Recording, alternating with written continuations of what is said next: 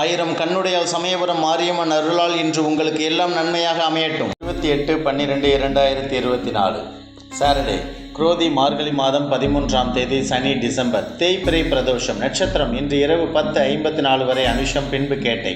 திதி இன்று அதிகாலை 2:41 வரை துவாதசி, பின்பு திரையோதசி. யோகம் சித்தயோகம். சந்திராஷ்டமம் உள்ள நட்சத்திரம் ரேவதி, அஸ்வினி. நல்ல நேரம் காலை 7:45 to 8:45, மாலை 4:45 to 5:45. கௌரி நல்ல நேரம் காலை 10:45 to 11:45, மாலை 9:30 to 10:30.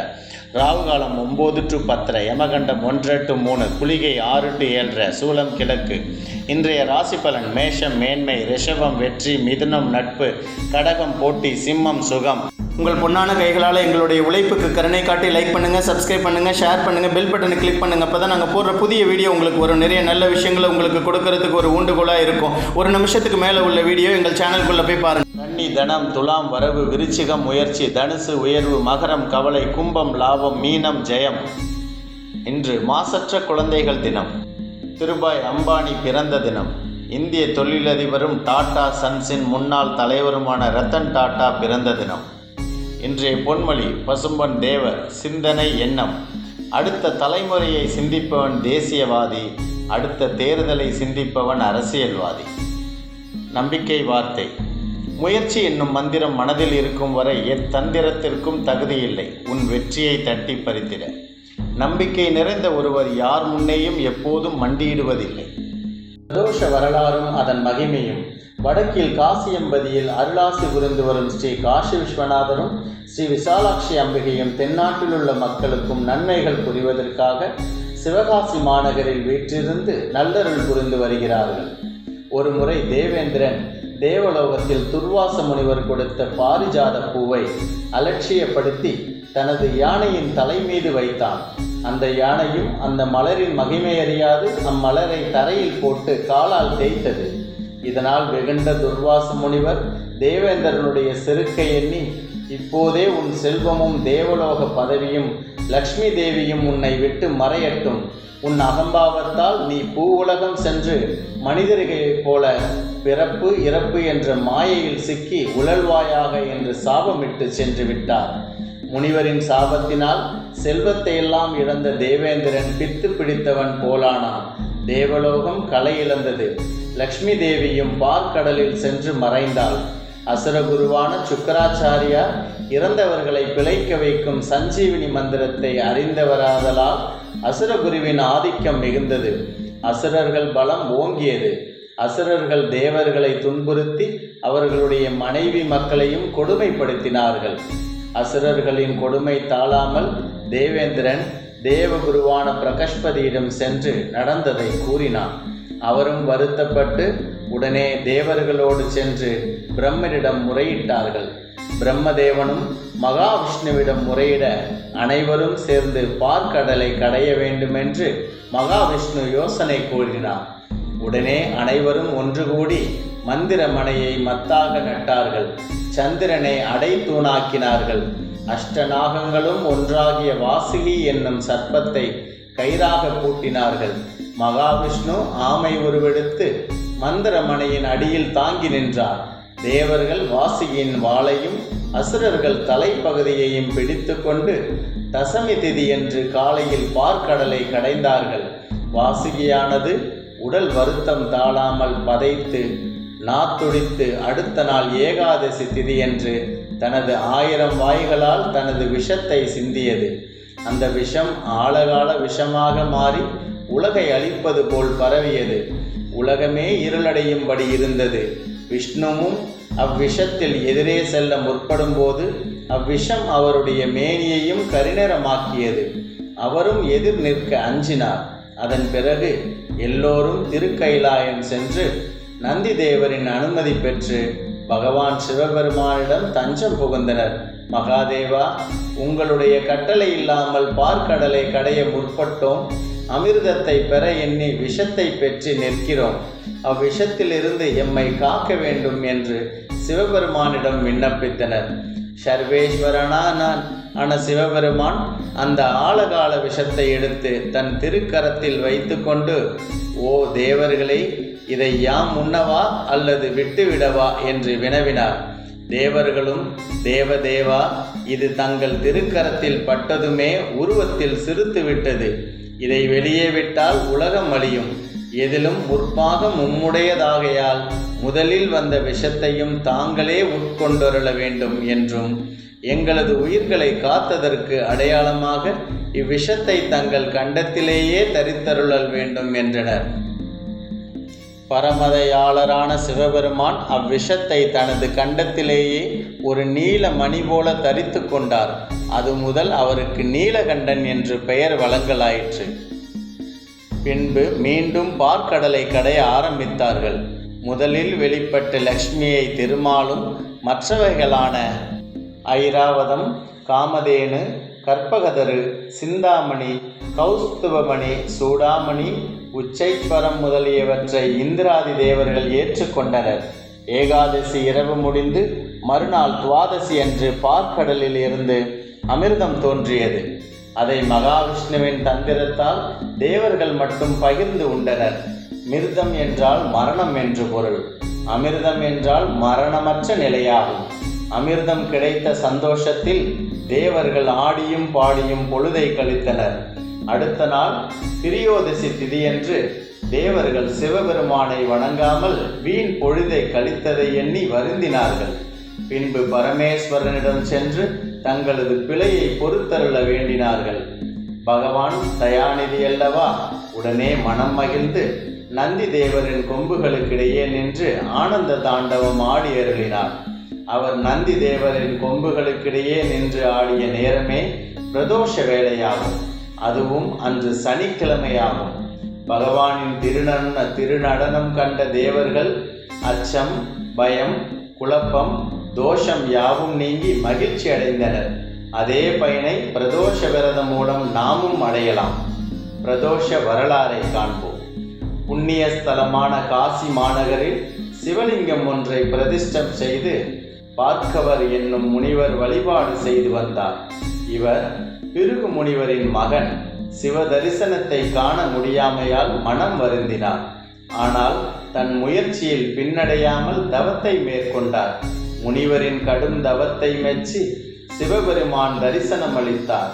தரிசனமளித்த சிவபெருமானை தனக்கு மிருத சஞ்சீவினி மந்திரத்தை உபதேசிக்கும்படி வேண்டினார் முனிவர்.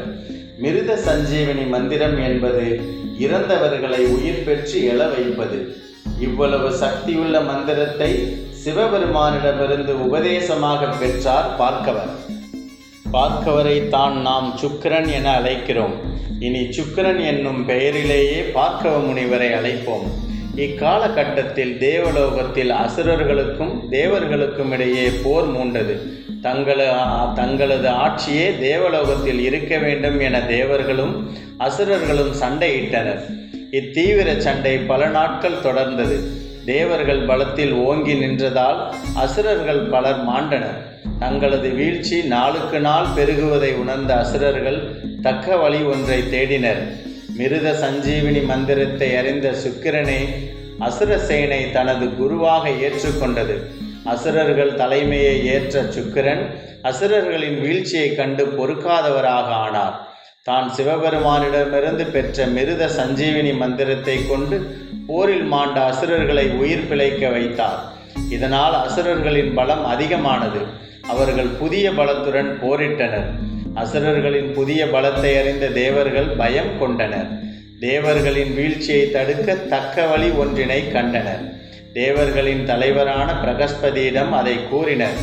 தேவர்கள் எவருக்கும் இறந்தவர்களை பிழைக்க வைக்கும் மிருத சஞ்சீவினி மந்திரம் தெரியாததால் பிரகஸ்பதியின் மகனான கசன் என்பவனை அழைத்து அசுரர்களின் தலைவனான சுக்கிரனிடம் சென்று மிருத சஞ்சீவினி மந்திரத்தை கற்று வரும்படி கூறினர்.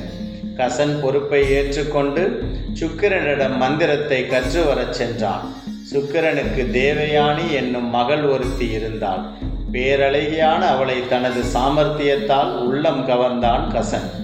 தேவயானியின் மனதில் இடம் பிடித்த கசன் தேவயானியின் துணையால் சுக்கிரனின் மாணாக்கனாகவும் ஆனான். கசன் தேவர்களின் சார்பாக வந்துள்ளான் என்பதை அறிந்த அசுரர்கள் அவனை கொல்ல திட்டமிட்டனர். பல முறைகளில் கசனை கொலை செய்தும் தேவயானி தன் தந்தை மூலம் கசனை உயிர்ப்பித்தாள். தங்களது முயற்சி தோல்வியடைவதை கண்ட அசுரர்கள் ஒரு முறை கசனை கொன்று தீயிலிட்டு சாம்பலாக்கி பானத்தில் கரைத்து தலைவனான சுக்கிரனுக்கு கொடுத்து விட்டனர். இம்முறையும் தனது காதலனான கசனை உயிர்ப்பிக்க வேண்டினாள் தேவயானி. தன் வயிற்றில் கசன் இருப்பதை அறிந்த சுக்கிரன் கசன் உயிர் பெற்றால் தான் உயிர் துறக்க வேண்டும் என்பதை அறிந்தார். ஆகவே தன் வயிற்றினுள் உள்ள கசனுக்கு மிருத சஞ்சீவினி மந்திரத்தை உபதேசித்தார். பிறகு சுக்கிரனின் வயிற்றை பிளந்து கொண்டு கசன் வெளிவந்தான். தான் கற்ற மிருத சஞ்சீவினி மந்திரத்தால் சுக்கிரனை பிழைக்க வைத்தான். பின்னர் கசன் இறந்து தேவர்களை உயிர்ப்பிக்க ஆரம்பித்தான். இதனால் இரு பக்கமும் சமபலம் உண்டாகியது. போரும் தொடர்ந்தது. மிருத சஞ்சீவினி மந்திரத்தை விட அமுதம் உண்டால் மரணமில்லா பெருவாழ்வு வாழலாம் என்பதை அறிந்த தேவர்கள் பார்க்கடலினை கடைந்து அமுதம் எடுக்க தொடங்கினர். அசுரர்களும் அதில் சேர்ந்து கொண்டனர். மந்திர மலையை மத்தாகவும் நாகங்களுள் ஒன்றான வாசுகியை கயிறாகவும் ஒருபுறம் தேவர்களும் மற்றொரு புறம் அசுரர்களும் பாம்பின் தலைவாளை பிடித்தபடி பார்க்கடலை கடைந்தனர். கடையத் தொடங்கிய சில நாட்களில் வாசுகியின் உடல் தேய்ந்து அதனுள் உள்ள கொடிய நஞ்சினை வெளிப்படுத்தியது. ஆழகால விஷமான நஞ்சு வெளிப்பட உலகம் இருண்டது. நஞ்சால் பலருக்கு உடலானது நீளமாகியது. அச்சமுற்ற தேவர்கள் உடன் பிரம்ம தேவனை அழைத்து கொண்டு இந்திரனின் இடத்திற்கு சென்றனர். ஆனால் இந்திரலோகமே விஷமண்டலத்தில் மூழ்கியிருந்ததால் அப்பிரதட்சணமாக சுற்றியபடி வலம் வந்து இந்திரனை கண்டனர். இதனால்தான் பிரதோஷ வழிபாட்டில் சோமகந்த பிரதட்சணம் என்று அப்பிரதட்சண முறை பின்பற்றப்படுகிறது. இந்திரன் எல்லோரையும் அமைதிப்படுத்தி அமுதம் வேண்டும் என்ற ஆசையால் நாம் பார்க்கடலை கடையும் முன்னர் முக்கண்ணனான சிவபெருமானை கலந்து ஆலோசிக்காமலும் துதிக்காமலும் காரியத்தை தொடங்கிவிட்டோம். இத்தவற்றால் தான் இப்போது கஷ்டப்படுகிறோம். ஆகையால் அனைவரும் சிவபெருமானை அணுகி நம்மை காப்பாற்ற வேண்டுவோம் என்றார். பின்னர் தேவர்கள் பிரம்மா எல்லோரும் திருக்கைலாயம் சென்றனர். அங்கு நுழைவாயிலில் நின்று நந்தி தேவரை வழிபட்டனர். இதனால்தான் சிவபெருமானை பிரதோஷ தினத்தில் வழிபடுவதற்கு முன் நாம் நந்தி தேவரை வணங்குகிறோம் என்று தெரிந்து கொள்வோம். பார்க்கடலை கடைந்ததையும் விஷம் வெளிவந்ததையும் கூறி சிவனிடம் தங்களை காப்பாற்ற கோரியும் வந்துள்ள விவரத்தை கூறினர். நந்தி தேவரும் சிவபெருமானிடம் தேவர்கள், இந்திரன், பிரம்மா ஆகியோரது வருகையையும் நடந்தவற்றையும் கூறினர். பின்னர் பிரம்மா முதலிய எல்லோரும் சிவபெருமானை தரிசித்து தங்களை காக்கும்படி வேண்டினர். அடியார்களின் குறைகளை நீக்கி அருளும் பகவானும் காக்க சித்தம் கொண்டு தன் அருகே பணி செய்து கொண்டிருந்த சுந்தரரை நோக்கி ஆழகால விஷத்தை கொண்டு வரும்படி ஆணையிட்டார். அடியவரான சுந்தரர் கட்டளையை ஏற்று வாசுகியாகிய பாம்பின் விஷத்தை ஆழகால விஷம் நாவற்கனி வடிவில் திரட்டி எடுத்து கொண்டு வந்து பரமேஸ்வரனிடம் கொடுத்தார். ஆழகால விஷத்தை கையில் வாங்கி ஈஸ்வரன் அருந்தினார். உடன் அருகிலிருந்த பார்வதி தேவி ஆழகால விஷம் கழுத்திற்கு கீழ் செல்லாதவாறு தன் திருக்கையால் மெல்ல அழுத்தினார். அம்பிகையின் திருக்கரம் பட்டவுடன் ஈஸ்வரனின் கழுத்தில் விஷம் நிறம் மாறியது. நீல நிறத்தில் மாறி கழுத்தில் கருப்பு மணி போல் நின்றது. இதனால் திருநீலகண்டன் என இறைவன் போற்றப்படுகிறார். நஞ்சை உண்டதால் நஞ்சுண்டேஸ்வரன் எனவும் அழைப்பதுண்டு. தேவர்கள் மகிழ்வுற்று ஈஸ்வரனை வணங்கி பல்வேறாக துதித்தனர், போற்றினர். மகிழ்வுற்ற ஈஸ்வரனும் மீண்டும் பார்க்கடலை கடையுமாறு தேவர்களுக்கு ஆணையிட்டார். தேவர்களும் வணங்கி ஈஸ்வரனை துதித்தபடி பார்க்கடலை கடைந்தனர். திருப்பார்க்கடலை கடைந்தபோது அதிலிருந்து லட்சுமி, ஐராவதம் என்ற யானை வெள்ளை நிறமுடையது, காமதேனு, கற்பகதரு, சிந்தாமணி, கௌஸ்துபமணி, சூடாமணி, உச்சைஸ்வரம் என்ற குதிரை முதலியன ஒன்றன் பின் ஒன்றாக வந்தது. இலக்குமியை திருமால் ஏற்க மற்றவற்றை தேவர்கள் ஏற்றனர். தேவர்கள் பார்க்கடலை கடைந்த தினம் ஏகாதசி. அதற்கு மறுதினம் துவாதசி ஆகும். துவாதசி அன்று அதிகாலை அமிர்தம் தோன்றியது. தேவர்கள் அமிர்தத்தை பகிர்ந்து உண்டனர். பின் பலவாறாக சிவபெருமானை ஸ்துதித்து செய்தனர். எல்லாம் வல்ல சிவபெருமானும் தேவர்களின் அன்பால் மகிழ்ந்து பிரதோஷ வேளையில் தன் திருவுருமுன் நின்ற நந்தி தேவரின் இரு கொம்புகளுக்கு இடையில் நின்று அம்பிகையை காணுமாறு திருநடனம் செய்தார்.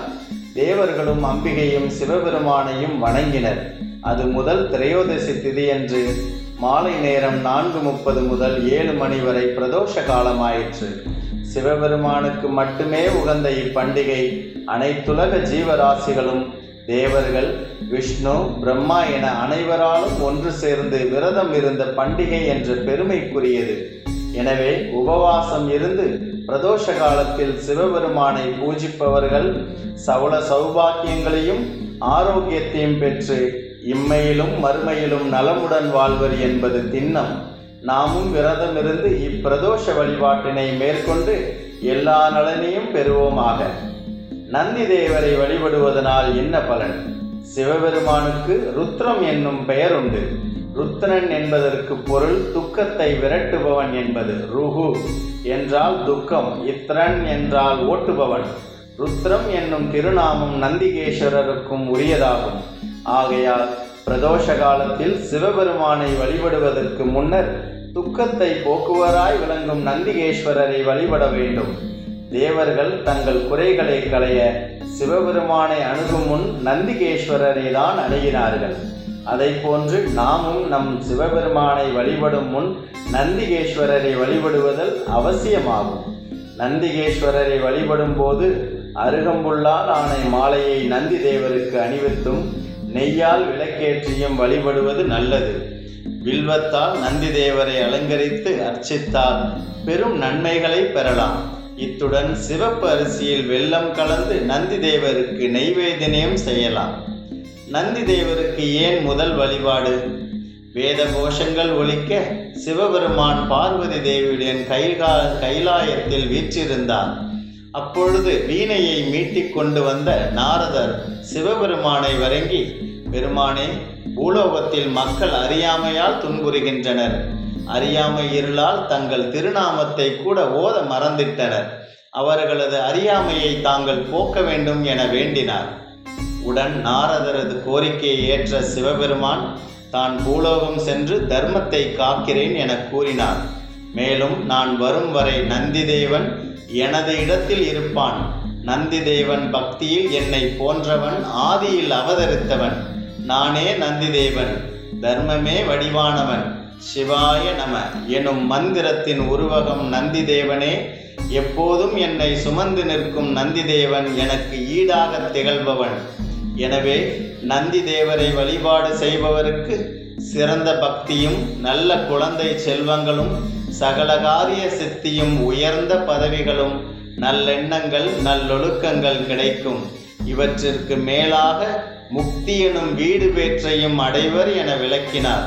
சிவபெருமான் தனக்கு நிகராக நந்தி தேவரை விளக்கியுள்ளதால் ஒவ்வொரு பிரதோஷ வேளையிலும் நந்தி தேவரை வழிபட்டு போற்ற வேண்டும். ஸ்கந்த புராணத்தில் பிரதோஷ மகிமை. ஸ்கந்த புராணத்தில் வரும் கதை இது.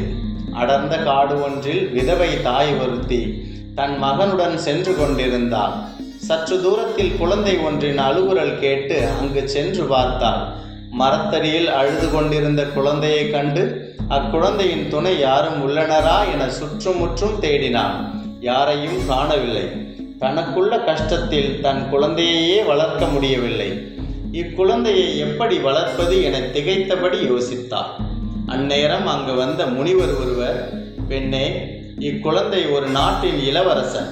இவனது தந்தை விதர்ப்ப மன்னன் சத்திரியரசன் என பெயர். மற்றொரு நாட்டு மன்னனுடன் நடந்த போரில் இவனது தந்தை இறந்து விட்டான். உயிர் பிழைக்க எண்ணி இவனது தாய் குழந்தையுடன் தலைமறைவானாள். இந்த காரணத்தின் வழியே தப்பிக்கும் போது தாகத்திற்கு தண்ணீர் குடிக்க ஆற்றில் இறங்கிய போது முதலை ஒன்று அவளை விழுங்கிவிட்டது. தப்பித்த அந்த குழந்தை இவன்தான். இவனை உன்னுடன் கொண்டு சென்று வளர்த்துவா என்றார் முனிவர்.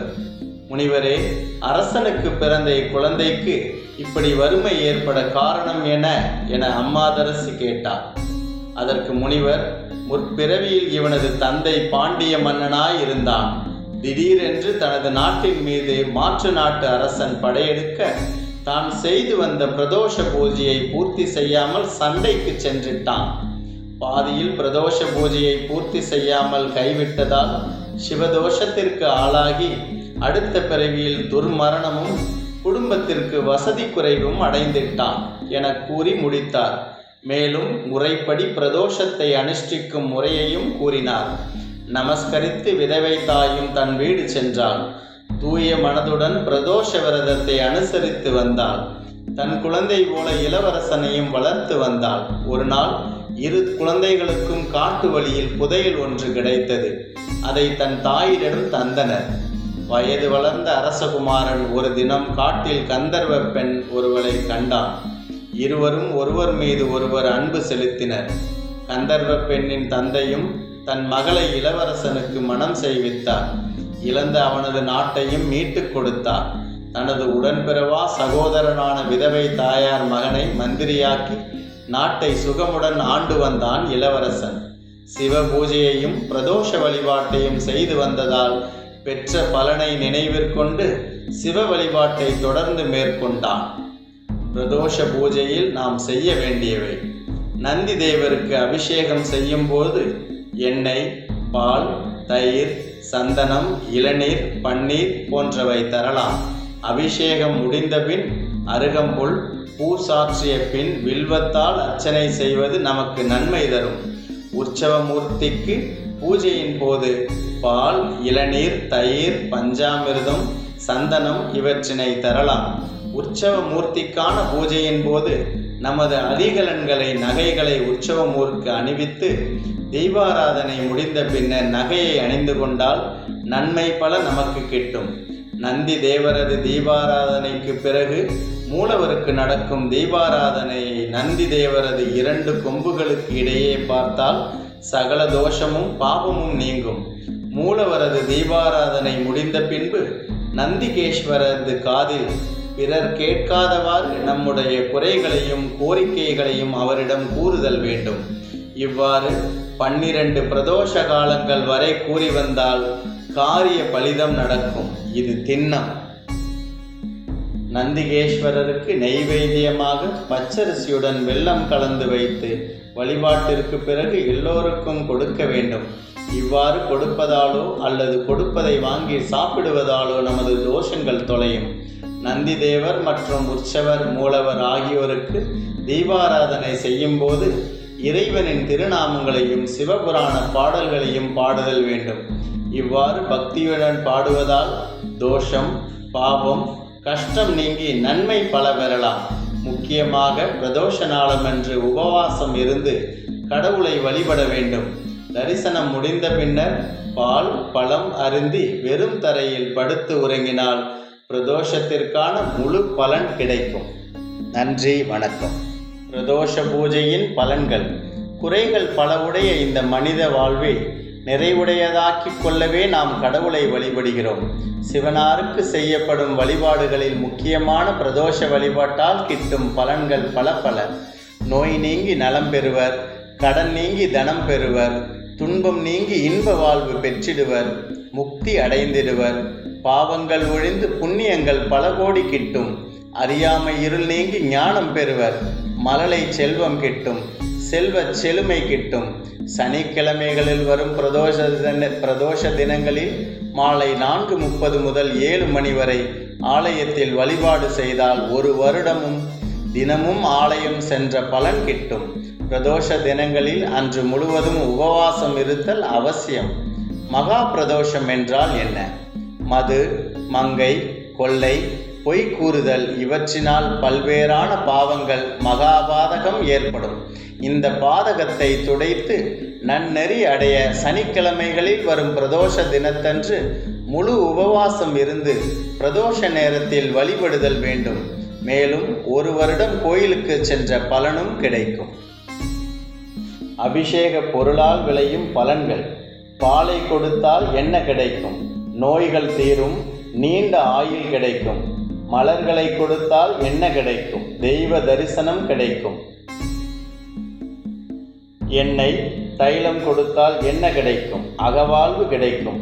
இளநீர் தந்தால் நல்ல மக்கட்பேறு கிடைக்கும். நெய் கொடுத்தால் நமக்கு முக்தி கிடைக்கும். தேன் கொடுத்தால் இனிய சாரீரம் கிடைக்கும். தயிர் கொடுத்தால் பல்வேறு வளமும் உண்டாகும். பஞ்சாமிர்தம் கொடுத்தால் செல்வ செழிப்பு உண்டாகும். பழங்கள் கொடுத்தால் விளைச்சல் பெருகும். சந்தனம் கொடுத்தால் சிறப்பான சக்திகள் பெறலாம். சர்க்கரை கொடுத்தால் எதிர்ப்புகள் மறையும். விரதம் அனுஷ்டிக்கும் முறையை நாம் பார்ப்போம்.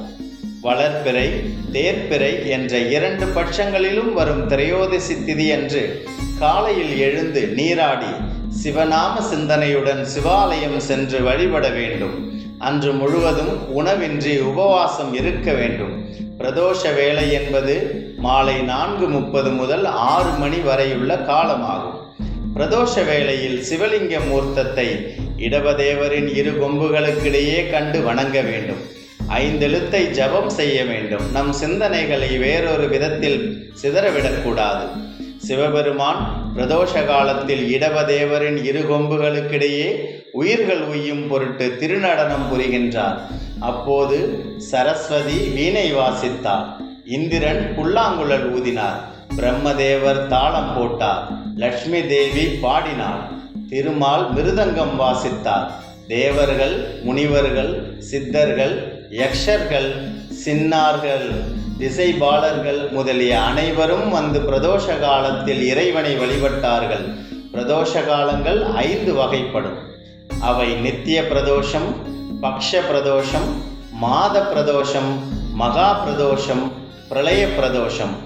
அனுதினமும் சூரியாஸ்தமனத்திற்கு 3 நாளிகைகளுக்கு முன்னர் நட்சத்திரங்கள் உதயமாகும் வரை உள்ள காலகட்டம் நித்திய பிரதோஷம் எனப்படும் சந்தியா காலமாகும். சுக்லபக்ஷ சதுர்த்தி மாலை காலம் பக்ஷ பிரதோஷம் எனப்படும். கிருஷ்ணபக்ஷ திரையோதசி மாத பிரதோஷம் என வழங்கப்படும். கிருஷ்ணபக்ஷ திரையோதசி ஸ்திரவாரமாகிய சனிக்கிழமை தினம் வந்தால் அதுவே மிகச் சிறப்புடைய மகா பிரதோஷம் எனப்படும். பிரளய காலத்தில் எல்லாம் சிவனிடம் ஒடுங்கும். அதுவே பிரளய பிரதோஷமாகும். இந்த 5 பிரதோஷ விசேஷ காலங்களில் எம்பெருமான ஆனந்த தாண்டவம் புரிந்து அகில லோகங்களுக்கும் அருள் புரிகின்றார். இத்தகைய மகிமை மிக்க பிரதோஷத்த விரதத்தை அனைவரும் அனுஷ்டித்து சர்வேஸ்வரனுடைய அருளை பெற்று சகல சௌபாங்களையும் பெற வேண்டும். இவ்விரதம் அனுஷ்டிப்பதால் பாவம் விலகி புண்ணியம் சேரும். சர்வ சௌபாகியங்களும் தானே வந்து நம்மை சேரும். ஈசனை பிறை அணிந்த பெருமானாக தேவியோடும் முருகனோடும் சோமாஸ்கந்த மூர்த்தியாக தரிசித்து வழிபடுவோர் தேவலோகத்தில் இந்திரனுக்கு சமமாக வாழ்வர். திரிசூலம் தாங்கி 4 கைகளுடன் 3 கண்களுடன் ஏகபாதத்துடன் விளங்கும் ஈசனை ஏகபாத மூர்த்தியாக வழிபடுவோர் முக்தி பெறுவர். இருமுகமும் 7 புஜங்களும் 3 பாதங்களும் உடைய யக்ஷ தேவனாக ஈசனை ஆராதிப்போர் வானுலக பிராப்தி பெறுவர்.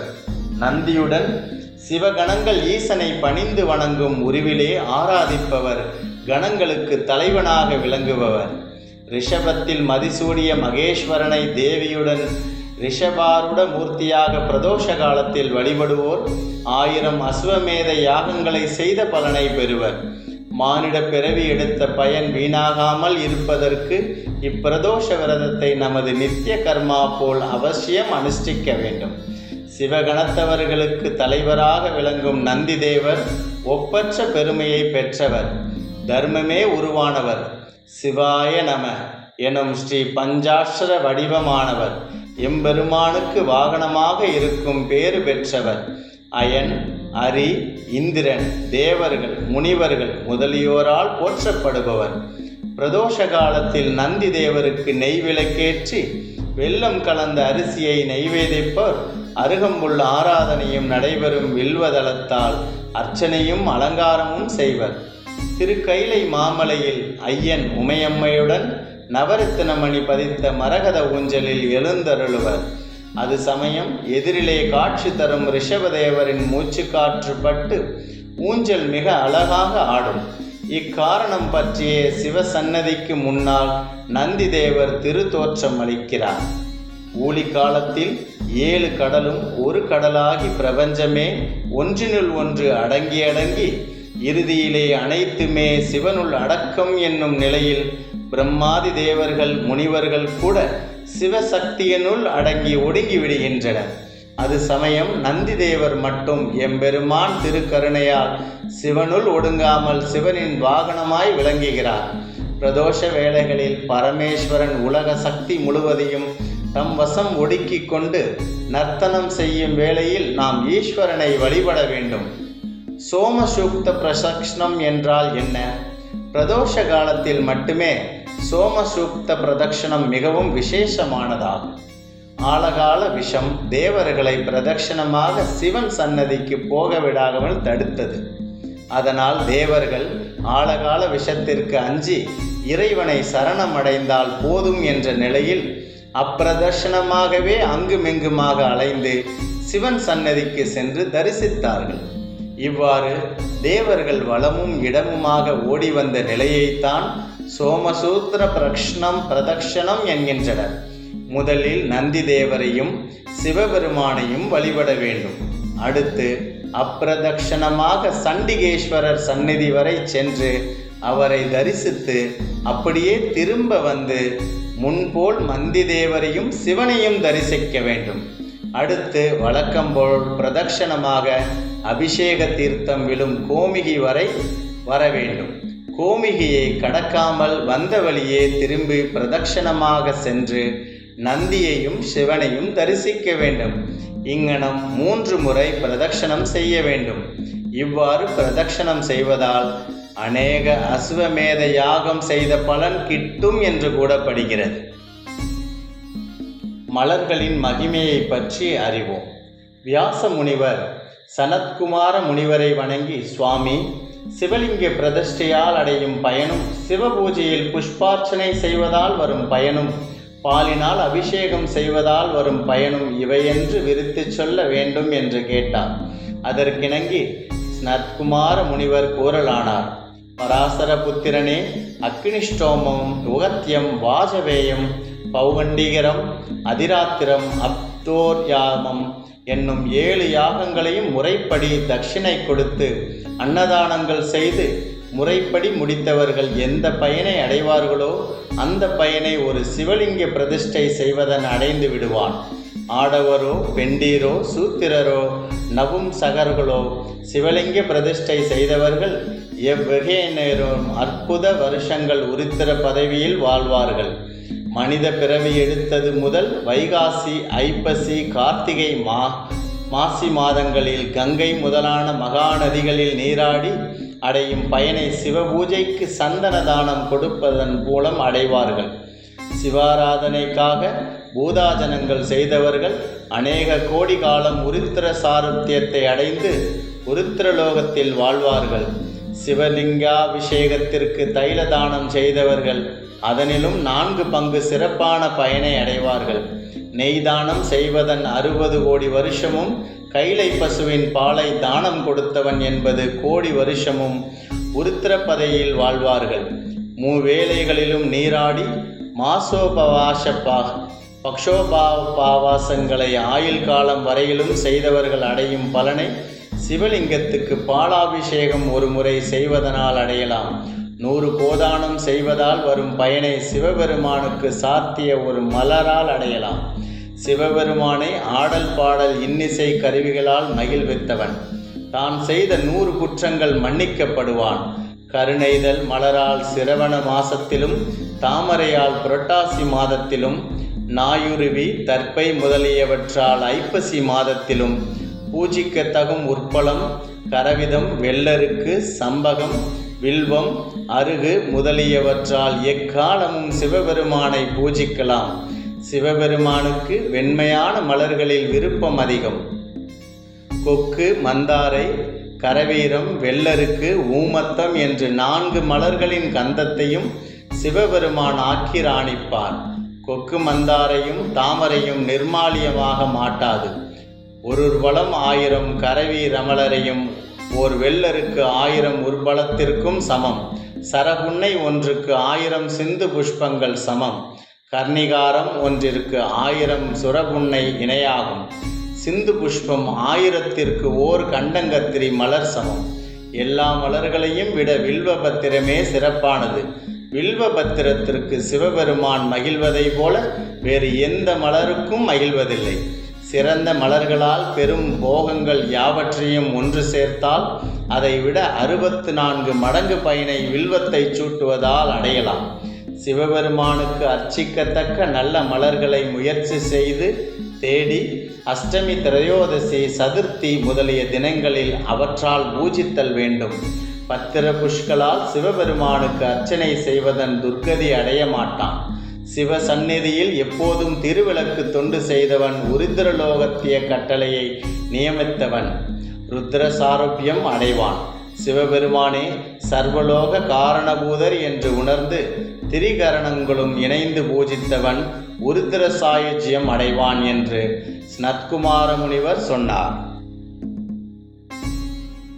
அபிஷேகம் செய்வதால் உண்டாகும் நன்மைகள். இறைவனுக்கு எந்தெந்த பொருட்களால் அபிஷேகம் செய்வதால் என்னென்ன நன்மை கிடைக்கும் என்பதை குறிக்கிறோம். சுத்தமான தண்ணீரால் அபிஷேகம் செய்தால் நினைக்கின்ற காரியங்கள் நிறைவேறும். நல்லெண்ணெயால் அபிஷேகம் செய்தால் வாழ்க்கை சுகமாகவும் சுவையாகவும் அமையும். பஞ்சகாவியத்தால் அபிஷேகம் செய்தால் பாபங்கள் நிவர்த்தியாகும். பஞ்சகாவியம் என்பது பசுவின் பால், தயிர், நெய், கோமியம், சாணம் இவை 5ம் சேர்ந்ததாகும். பஞ்சாமிர்தத்தால் அபிஷேகம் செய்தால் உடல் நலம் பெறும், செல்வம் சேரும். பசும்பாலினால் அபிஷேகம் செய்தால் ஆயுள் அதிகரிக்கும். பசும் தயிரினால் அபிஷேகம் செய்தால் புத்திர விருத்தி ஏற்படும். இளநீரால் அபிஷேகம் செய்தால் குடும்பம் நலம் பெறும். சந்தனத்தால் அபிஷேகம் செய்தால் 8 வித செல்வம் கிடைக்கும். நெல்லி முல்லை பொடி செய்து அபிஷேகம் செய்தால் நோய்கள் நீங்கும். தேன் அபிஷேகம் செய்தால் வாழ்வு இன்பமயமாகும். வாழைப்பழத்தால் அபிஷேகம் செய்தால் பயிர்கள் செழிக்கும். அன்னத்தினால் அபிஷேகம் செய்தால் ராஜபோக வாழ்வு கிட்டும்.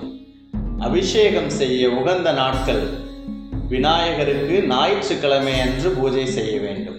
சிவபெருமானுக்கு திங்கட்கிழமை, முருகப்பெருமானுக்கு செவ்வாய்க்கிழமை, விஷ்ணுவுக்கு புதன்கிழமை, தட்சிணாமூர்த்திக்கு வியாழக்கிழமை, அம்பாளுக்கு வெள்ளிக்கிழமை, கண்ணபிரான் மற்றும் அவரது அவதாரங்கள் நவகிரகங்களுக்கு சனிக்கிழமை மற்றும் ஞாயிற்றுக்கிழமை.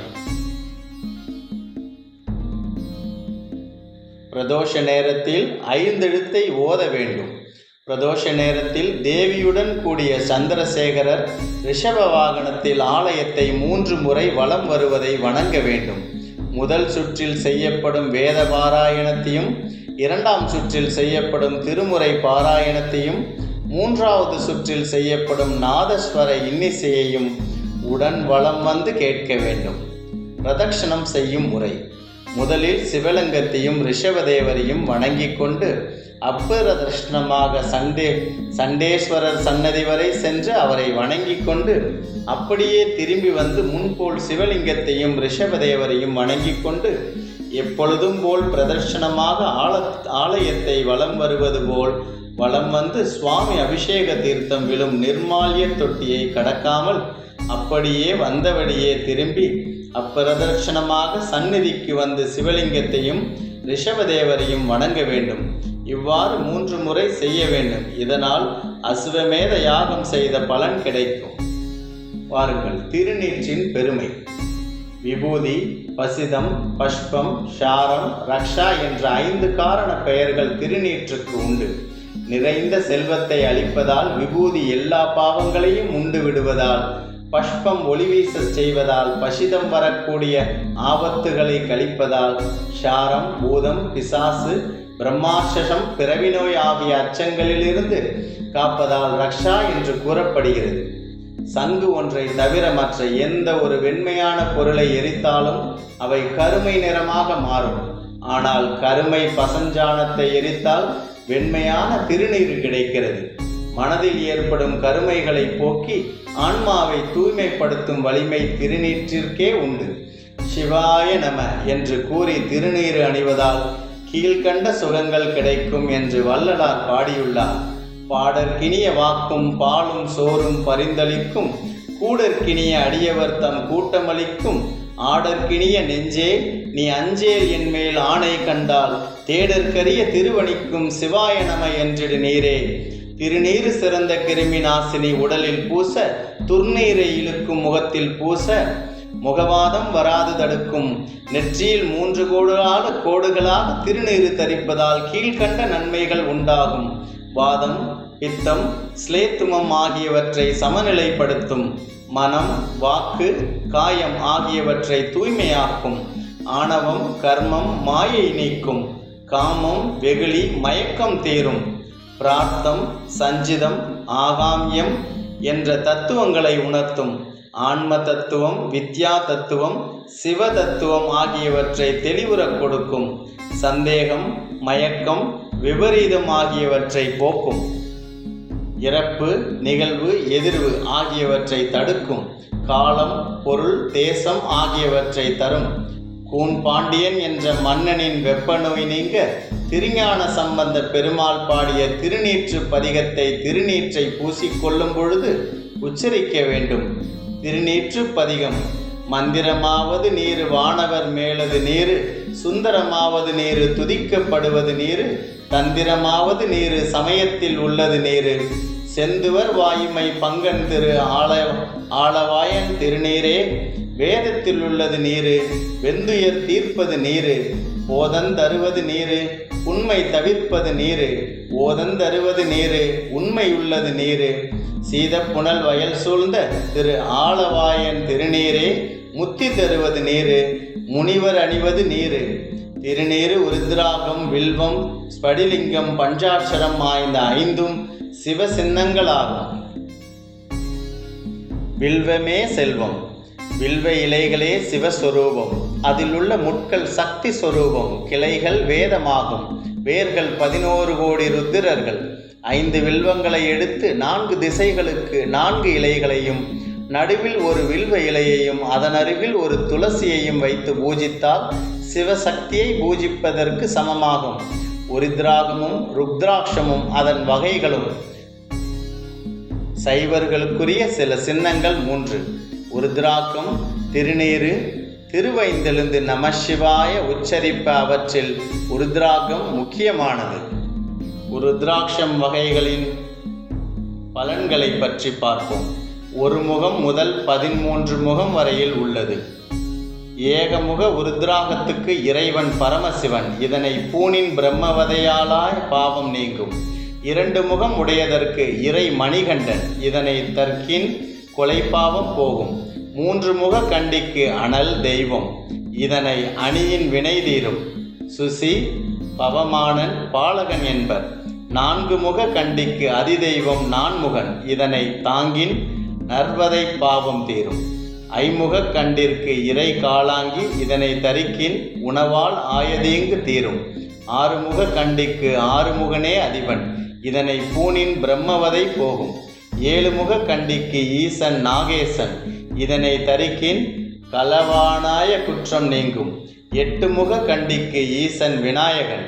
இதனை பூணின் பெற்காசு திருடிய பாவம் போகும். 9 முக கண்டிக்கு தெய்வம் வைரவன். இதனை தரிக்கின் கொலை பாவங்கள் யாவும் போகும். 10 முக கண்டிக்கு பதி அறி. இதனை அணியின் பேய் அஞ்சு நீங்கும். ஏகாதசி முக கண்டிக்கு இறை ஏகாதாச உருத்திரர். இதனை பூண்டவர்க்கு விக்கினங்கள் நீங்கும். 12 முக கண்டிக்கு தேவர் ஆதித்தர். காதில் கோத்தாணிவார்க்கு ஊறுகள் போம். மானோபிஷ்டங்கள் நிறைவேறும். 13 முக கண்டிக்கு தெய்வங்கள் பரமசிவன். இதனை சென்னியில் தரிக்கின் பக்தி முக்தியுண்டு. கிரகதோஷம் விலகும். எந்த லக்னத்தில் பிறந்திருந்தாலும் லக்னத்தில் பிறக்கும் பொழுது குரு இருப்பின் அந்த ஜாதகன் ஆயுள் உள்ளவரை பிரதோஷகால சிவபூஜை செய்ய வேண்டும். ஜனன ஜாதகத்தில் 5ஆம் இடம் புத்திரபாவம் பலமிழந்து காணப்படினும் 5இல் ராகு கேது போன்ற கிரகங்களும் குரு கிரகமும் பலமிழந்து இருந்தாலும் வம்ச விருத்தி ஏற்படாமல் இருக்கும். விவாகமாகி 5 ஆண்டுகளுக்கு மேல் ஆகியும் குழந்தை இல்லாமல் இருப்பவர்கள் ஸ்ரீ தட்சிணாமூர்த்தி அஷ்டகத்தை வியாழக்கிழமைகளில் மாலை 5 மணி முதல் 7 மணி வரை 9 தடவை பாராயணம் செய்தால் பலன் கிட்டும். பூவும் நீரும் சிறந்த சிவபுண்ணியம். மணவாக்கு கெட்டாது மகேசனை பூவும் நீரும் கொண்டு வழிபட வேண்டும். பூவும் நீருமாகிய படைகளை கொண்டே மரளியை வென்றவன் மார்க்கண்டேயன். உலகம் உய்ய வந்த உமையவன் உபய சரணார விந்தங்களை நினைப்போர்க்கு ஒருபோதும் தீங்கு வராது. சிவனின் திருமேனியில் சந்தன காப்பு பொருத்தி குளிர்வித்தால் உலகில் உள்ள எல்லா உயிர்களையும் குளிர்விப்பது போல் ஆகும். கஸ்தூரி, கோரோசனை, குங்குமப்பூ, பச்சை கற்பூரம் முதலான நறுமண பொருள் கூட்டி இறைவனுக்கு ஒரு முறை சந்தன காப்பு செய்தவர் தேவ வருடத்தில் கோடி வருடம் சிவலோகத்தில் இன்புற்றிருப்பர். ஈசனுக்கு பிரீதி. துரோண புஷ்பம் எனப்படும் தும்பை புஷ்பம் ஈசனுக்கு மிகவும் பிரீதியானது. அப்பைய தீக்ஷதர் ஆத்மார்ப்பண் சுதியில் அர்க்கத்ரோண பிரப்ரதி குஷுமை அர்ச்சனம் தேவிதேயம் பிராப்யம் தேன சம்ரகர பலம் மோக்ஷம் சாம்ராஜ்ய லக்ஷ்மி என்று குறிப்பிடுகிறார். இதன் பொருள், பரமேஸ்வரா, உன் மேலே எருக்கையும் தும்பையும் அர்ச்சனம் செய்துவிட்டால் போதும், அது மோக்ஷ சாம்ராஜ்யம் என்ற பரமசேஷையை கொடுக்கிறது என்பதாகும். சிவனை 10 கோடி மலர்களால் அர்ச்சிப்பவன் ராஜயோகம் அடைவான். 5 கோடி மலர்கள் அர்ச்சித்தால் முக்தி பெறுவான். 1 கோடி மலர்களால் அர்ச்சித்தால் ஞானம் பெறுவான். 1/2 கோடி மலர்களால் அர்ச்சித்து மிருத்யுஞ்ச மந்திரத்தை 5 லட்சம் ஜபித்தால் சிவன் பிரதட்சணம் ஆவான். லக்ஷ்ம அருகம்புல் அர்ச்சித்தால் தீர்க்காயுள் ஏற்படும். லக்ஷம் கரு ஊமத்தை அர்ச்சிப்பன் புத்திரப்பிராப்தி கிடைக்கும். லக்ஷ்மம் கரவீர புஷ்பத்தால் அர்ச்சிப்பின் சர்ம ரோகங்கள் நிவர்த்தியாகும். லக்ஷ்மம் மல்லிகை அர்ச்சிப்பின் அழகிய மனைவி கிடைப்பாள். 50,000 மலர்களால் அர்ச்சித்தால் ரோகம் நிவர்த்தியாகும். 12,500 மலர்களால் அர்ச்சிப்பின் கல்வி கேள்விகளில் சிறந்தவனாவான். 10,000 மலர்களால் அர்ச்சிக்க சத்ருபயம் நீங்க பெறுவான் என்று சிவபுராணம் கூறுகிறது. நன்றி, வணக்கம். லைக் பண்ணுங்க, சப்ஸ்கிரைப் பண்ணுங்க, சப்போர்ட் பண்ணுங்க.